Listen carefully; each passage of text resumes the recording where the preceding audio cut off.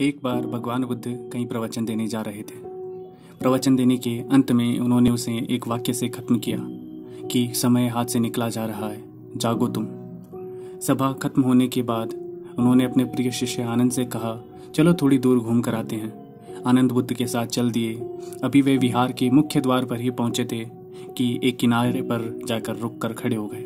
प्रवचन सुनने आए लोग एक एक करके बाहर निकल रहे थे, इसलिए भीड़ सी हो गई थी। अचानक उसमें से निकलकर एक स्त्री गौतम बुद्ध के पास मिलने आई। उसने कहा, मैं नर्तकी हूँ। आज नगर के सृष्टि के घर मेरे नृत्य का कार्यक्रम होने वाला था, लेकिन मैं इसके बारे में भूल चुकी थी।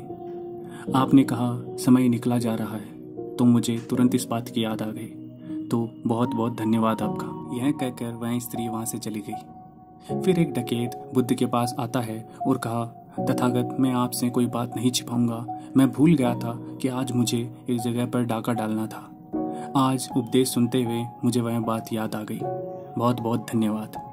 उसके जाने के बाद धीरे धीरे चलता हुआ एक बूढ़ा व्यक्ति बुद्ध के पास आया। वृद्ध ने कहा, तथागत, जिंदगी भर दुनियावी चीजों के पीछे भागता रहा।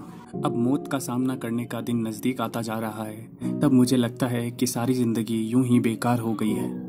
आपकी बातों से आज मेरी आंखें खुल गई। आज से मैं अपने सारे दुनियावी मोह छोड़कर निर्वाण के लिए कोशिश करना चाहता हूँ। जब सब लोग चले गए तो बुद्ध ने कहा, देखो आनंद, प्रवचन मैंने एक ही दिया था, लेकिन उसका सबने किसी न किसी ढंग से अलग मतलब निकाला है। जिसकी जितनी झोली होती है उतना ही ज्ञान वह समेट पाता है। तो दोस्तों, कहानी का सार यही है कि ज्ञान ग्रहण करना बुरी बात नहीं है, लेकिन ज्ञान ग्रहण कौन कर रहा है यह निर्भर करता है उस व्यक्ति पर जो उसे ग्रहण कर रहा है।